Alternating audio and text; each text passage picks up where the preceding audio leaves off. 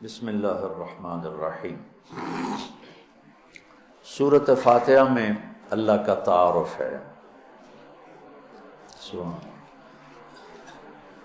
اللہ تو کہہ رہا ہے میں مہربان ہوں، میں رحیم ہوں، میں پالنے والا ہوں، محبت کرنے والا ہوں، اور ہم نے اللہ سے ڈرا ڈرا ڈرا کے لوگوں کو ویسے ہی بددل کر دیا ہے، مایوس کر دیا ہے اور خوف زدہ کر دیا ہے۔ سورۃ فاتحہ کے بارے میں حضرت علی رضی اللہ تعالیٰ عنہ کا ارشاد عالی ہے، اگر میں سورہ فاتحہ کی تفسیر لکھاؤں تو 70 اونٹوں پہ لا دی جائے گی۔ 70 اونٹوں پہ یعنی ہر آیت کے لیے 10 اونٹ۔ 70 سے مراد 70 نہیں ہوتا، بے شمار، عربی میں بے شمار اونٹ۔ اور بطور ثبوت ایک واقعہ کہ ایک دفعہ تشریف فرما ہوئے اور فرمانے لگے آؤ میں تمہیں بسم اللہ کی تشریح کرو، بسم اللہ الرحمن الرحیم۔ اور عربی وہ زبان ہے جس کے حروف کے بھی مطالب اور معنی ہوتے، واو کے مطلب ہیں، با کے مطلب ہیں، تا کے مطلب۔ تو بسم اللہ کی با پہ عشاء کی نماز کے بعد درس شروع کیا، فجر کی اذان ہو گئی، با کا کبھی سفر طے نہیں ہوا تھا۔ تو میں کیا کروں گا، یا میں کیا کر سکتا ہوں، ادنا سا طالب العلم۔ لیکن اس میں ایک چیز تو میرے اللہ کا تعارف ہے۔ اللہ ہمیں مہربان کر کے رب، اللہ یہ بھی تو کہہ سکتا تھا الحمدللہ جبار السماوات والارض، الحمدللہ قہار السماوات والارض۔ سب تعریفیں اللہ کی جو سارے جہان پر جبار ہے، قہار ہے، غالب ہے، بادشاہ ہے، رب۔ اسماء حسنہ جو آئے ہوئے ہیں نا 99، 33 نام اس رب کے، اس لیے رب کا نام اسماء حسنہ میں نہیں ہے۔ رب آپ دیکھیں نہیں، لیکن المنتقم کو چھوڑ کر باقی ہر میرے رب کی صفت میں رب کا مطلب پایا جا رہا، اس لیے اس کو اللہ نے اس میں، میرے نبی نے اس میں ذکر ہی نہیں کیا ہے کہ اتنا ہیوی ویٹ لفظ ہے جس کو اللہ تعالیٰ نے اپنے تعارف کے لیے پسند کیا کہ مجھ سے ڈرو نہیں، میں تو تم سے پیار کرتا ہوں۔ وہ پیار جو ماں اپنے بچے سے کرتی ہے وہ تو بہت تھوڑا ہے، میرے پیار کی کوئی انتہا ہی کوئی نہیں ہے۔ ماں کا پیار تو مختصر سا ہوتا ہے، اور میرا تم سے پیار لامحدود ہے۔ پہلا تعارف یہ ہے کہ وہ بہت مہربان، پالنے والے کے ساتھ ہے کہ حاکم ہے، بادشاہ ہے، رب بادشاہ کو کہتے۔ انہو ربی احسن مثوایا، یوسف علیہ السلام، انہوں نے عزیز مصر کو کہا انہو ربی، وہ میرا بادشاہ ہے، اور اس نے مجھے یہاں بہت اچھا رکھا ہے، میں خیانت نہیں کر سکتا۔ بادشاہ، مہربان، رحیم، پالنے والا۔ اور قرآن کو ختم کیا قل اعوذ برب الناس، رب سے شروع کر کے رب پہ جا کے ختم کیا۔ آخر میں پھر یقین دلایا کہ میں تم سے بہت پیار کرتا ہوں، جو کچھ کہوں گا تمہاری محبت میں کہوں گا۔ اب گھروں میں نہیں دیکھتے، ماں کہتی بیٹا ناشتہ کرو، چھوٹے بچے میں نے نہیں کرنا، وہ بٹھا کے اس کے منہ میں زبردستی ڈال رہی ہوتی، وہ کہتے ہیں کیا مصیبت ہے میرے لیے، وہ اس کو کھلا رہی۔ تو میرا رب جب ماؤں سے زیادہ پیار کرنے والا ہے تو وہ کہہ رہا میں اس میں جو کچھ کہوں گا نا وہ تمہاری محبت اور شفقت میں کہوں گا، اور جس چیز سے روکوں گا نا تمہاری محبت اور شفقت میں روکوں گا۔ جیسے بچے رو رو کے ہلکان ہو جاتے ہیں، مشورہ کیا، کوئی میری ضد تھی، میری وہ پوری نہیں ہو رہی تھی، میں رو رو رو رو تو میری 5-6 سالوں میں برا حال ہو گیا، کوئی بھی نہیں میری سن۔ اخیر میں کیا، دیکھو تم نے مجھے کیا بات جلے، میں کہ ہن میں رو رو کے تھک گیا، ہن تو میری گل منو۔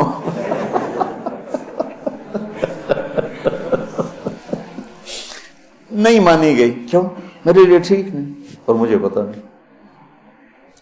تو اس مقدس کتاب میں جب اللہ کہتا ہے یہ نہیں کرنا تو اس میں ہلاکت ہے، یہ کرنا ہے تو اس میں ہمارا نفع ہے۔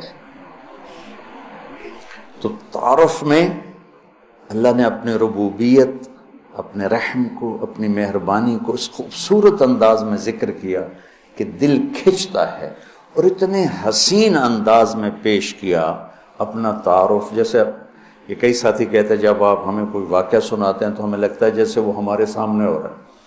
وہ میں نے ایک دفعہ یہاں چنگیز خان کی تاریخ بتائی تو مولانا عدنان صاحب کے آئے ہوئے تھے چچا زاد، تو وہ بڑے جولی سے ہیں۔ وہ بعد میں کہنے لگے جب مولانا صاحب چنگیز خان کو بیان کر رہے تھے تو میں ڈر گیا، مجھے لگا جی میں پیچھوں بیٹھا چنگیز خان۔ تو میرا رب بھی جب کوئی بیان کرتا ہے تو لگتا ہے سامنے آ گیا، سامنے آ گیا۔ تو اللہ نے اپنا اس خوبصورت انداز میں تعارف کرایا کہ لگا جیسے اللہ سامنے آ گیا ہے تو وہ کہتا ہے میں تیری ہی بندگی کرتا، جیسے وہ سامنے آ گیا۔ ایا کا ایا ہو نہیں، ہم اس کی بندگی کرتے ہیں جس کی یہ تعریف ہے، ایا کا۔ تو نے اس طرح مجھے اپنا آپ پہچان کروایا ہے کہ مجھے لگتا ہے تو میرے سامنے ہے۔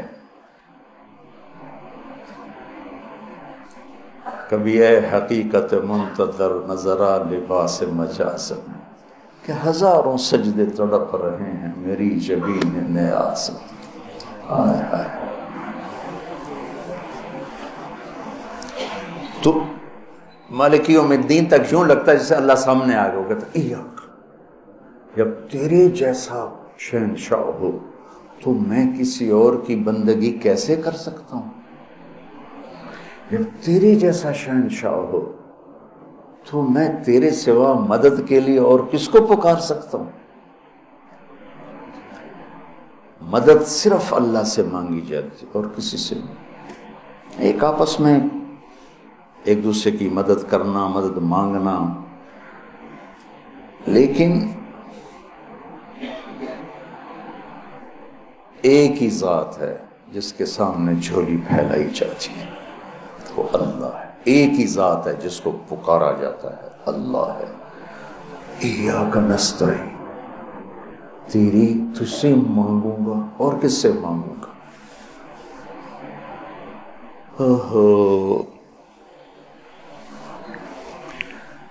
اور اللہ نے سب سے کہا ہے سب کی سنوں گا۔ ہمارا جی حالت ہے نا، وہ جی ساڈی سندا نہیں تہاڈی موڑدا نہیں۔ ارے بھائی بے نیاز ہے اور مہربان ہے، جس کی چاہے موڑ دے، اس میں کیا؟ تم مانگنے والے بنو، وہ دینے والا ہے، لیکن پکارو اسی کو۔ وَإِذَا سَأَلْتَ فَاسْأَلِ اللَّهَ وَإِذَا اسْتَعَنْتَ فَاسْتَعِنْ بِاللَّهِ۔ جب مانگنا ہو اللہ سے مانگ، اور جب مدد کے لیے پکارنا ہو تو صرف اللہ کو پکار، اللہ کے سوا کوئی مدد کرنے کے قابل۔ ایاک نعبد و ایاک نستعین۔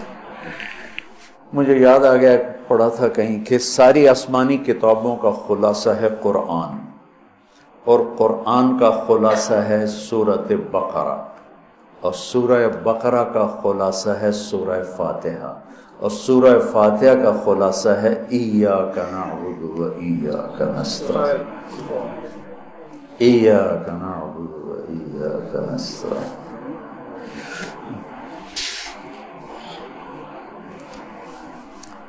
آگے ایک عجب دعا ہے، اہدنا الصراط المستقیم، یا اللہ میں سیدھا راستہ دکھا۔ جتنے انسان کے علاوہ مخلوق ہے وہ ماں کے پیٹ سے صحیح زندگی گزارنا سیکھ کے آتے، اللہ کی طرف سے ان کے اندر یہ چیز ڈلی ہوتی، ان کو پیدا ہوتے ہی پتہ ہوتا ہے یہ کھانا ہے یہ نہیں کھانا، ادھر چلنا ہے ادھر نہیں چلنا، یہ دشمن ہے یہ دوست۔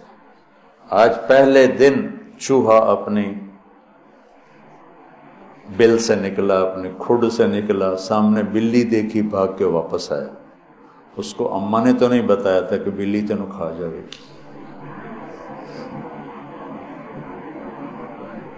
میں ایک عام مثال دیتا ہوں اپنے بیان میں کہ بکری کو گوشت کھلاؤ مر جائے گی نہیں کھائے گی، شیر کو گھاس کھلاؤ مر جائے گا نہیں کھائے گا، کہ وہ اپنی زندگی گزارنے کا طریقہ ماں کے پیٹ سے لے کر آتے ہیں۔ انڈے سے نکلتے ہی چونٹی سیدھی چلتی ہے، راستہ بناتی ہے، سیدھا راستہ چلتی ہیں، پوری لائن چلتی ہے، 1 سینٹی میٹر سے آگے دیکھ نہیں سکتی، کہاں سے ہوگی؟ اللہ کا نظام، اللہ کا علم کہ ہر مخلوق پیدائشی طور پر جانتی ہے یہ کھانا یہ نہیں کھانا، اور انسان جانتا نہیں ہے، نہ دنیا میں صحیح چلنا جانتا ہے نہ آخرت کو تو ویسے نہیں پہچانتا۔ تو اللہ نے یہ دعا فرض قرار دے دی، ہر رکعت میں یہ دعا فرض قرار دے دی، مانگو کیا؟ اللہ میں سیدھا راستہ دیکھا۔ سیدھے راستے سے ہم عام طور پر سمجھتے ہیں کہ آخرت کا سیدھا راستہ ہو، ہر پل میں مجھے صحیح کیا کرنا ہے وہ دکھا۔ الصراط، اس میں دنیا کا بھی ہے اور آخرت کا بھی۔ صبح اٹھا، فجر کی نماز پڑھی، یا اللہ صبح ہو گئی ہے، کام پہ جانا ہے، یا اللہ مجھے سیدھا راستہ دکھا، میں تیری اپنی دنیا میں کیسے سیدھا چلوں کہ تو راضی ہو جائے، اپنے دین میں کیسے سیدھا چلوں کہ تو راضی ہو جائے۔ چلتے چلتے چلتے کچھ ہیرا پھیری ہو گئی، کچھ غلط ہو گیا، کوئی ٹھیک ہو گیا، ظہر کا وقت آ گیا، اللہ کہتا آ جا آ جا، اب پھر مانگ اہدنا الصراط المستقیم، اللہ کچھ گڑبڑ ہو گئی، مجھے پھر بتا کہ میں نے دنیا میں کیسے سیدھے چلنا ہے اور میں نے آخرت کے لیے کیسے سیدھی زندگی گزارنی ہے، مجھ سے نہیں گزاری جا رہی، میری مدد کر۔ اللہ نے پھر تازہ دم کیا، چل جا، پھر ہیرا پھیری ہوئی، اونچ نیچ ہوئی، نہ کہا جا عصر میں آ جا، عصر میں آ گیا، مانگ، کیا مانگوں کا؟ مانگ کہ میں تمہیں سیدھا راستہ دکھاؤں، چونکہ تمہارے اندر یہ جانوروں کی طرح چپ ہے نہیں، انہوں نے وہی کرنا ہے جو ان کو ان کے اندر ڈال دیا ہے، یہ درختوں میں چپ ڈال دی۔ کبھی آم پہ انگور دیکھے، انگور پہ کریلا دیکھا تو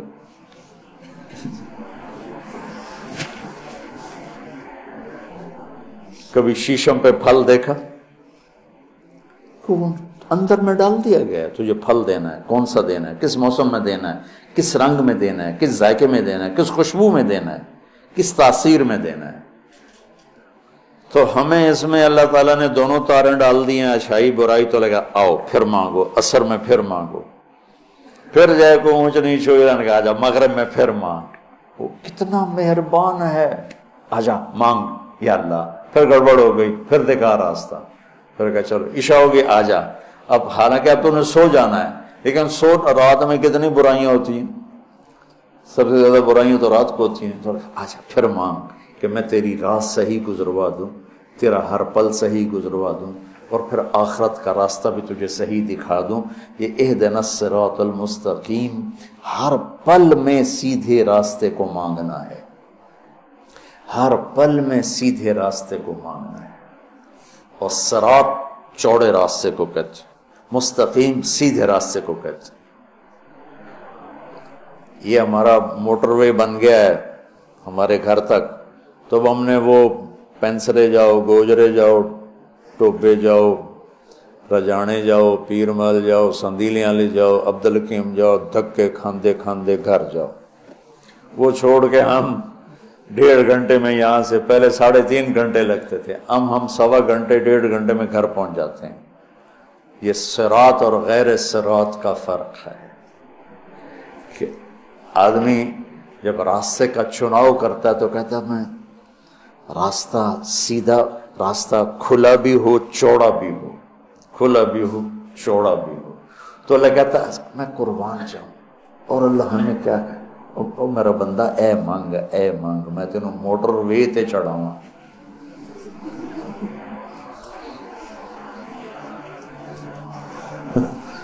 میں تجھے موٹر وے پہ چڑھانا چاہتا ہوں، تو بولے دی جھگی دی گلیاں پھردا کرنا، نام ہے نا بولے دی جھگی، تو اس کی سڑکیں بھی ایسے ہی ہوں گی۔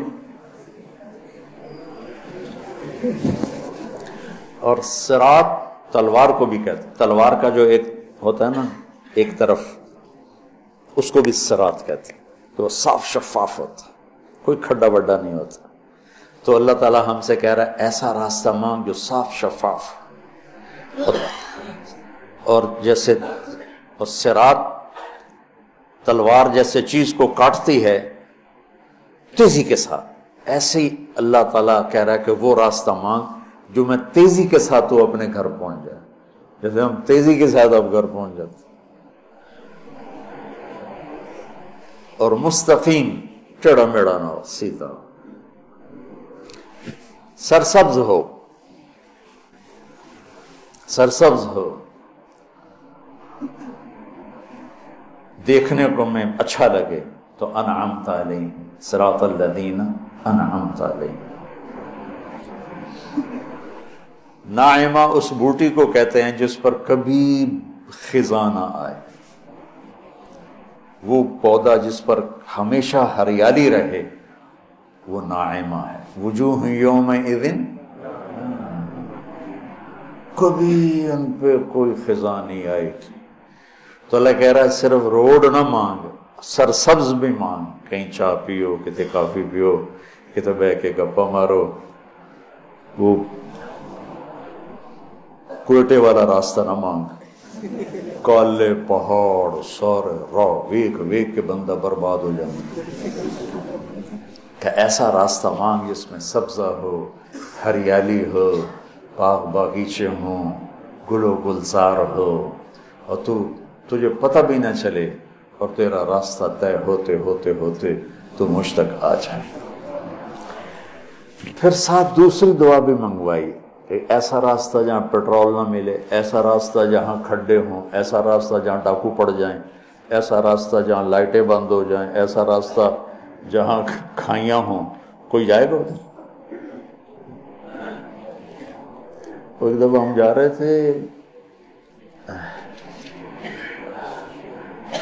رحیم یار خان جا رہے تھے، اور جا رہے تھے ادھر راجن پور سے آگے خواجہ غلام فرید رحمۃ اللہ علیہ کا جو ہے شہر، کیا مٹھن کوٹ مٹھن، تو وہ ہم نکلے گپوں میں، ہماری ذمہ دار جماعت، ہمیں یاد ہی نہ رہا بھائی ذرا وہ بھی دیکھ لیں کہ تیل بھی ہے کہ نہیں۔ تو وہ راستہ سنسان، ایک دم گاڑی نے جھٹکے کھانے شروع کیے، تو میں کہ کیوں ہے؟ تیل مک گیا۔ مر گیا تھا، وہی تو تیل پیٹرول پمپ ہی کوئی نہیں، کی بڑھنا ہے کوٹ میں ٹن تائیں دھکا لا بھی ہے، لیکن شہنشاہ کی مدد ساتھ ہوتی ہے اللہ کے راستے میں۔ ہماری گاڑی اپنے دھکے میں چلتے چلتے دیکھا تو آگے پیٹرول پمپ، اس پہ چڑھ گئی تو ہم نے اللہ کا شکر ادا کیا۔ تو ایسے راستوں پہ کون جانا مانگتا ہے؟ تو غیر المغضوب علیہم ولا الضالین، یا اللہ وہ راستہ نہ ہو جس پہ نہ پیٹرول ملے نہ روڈ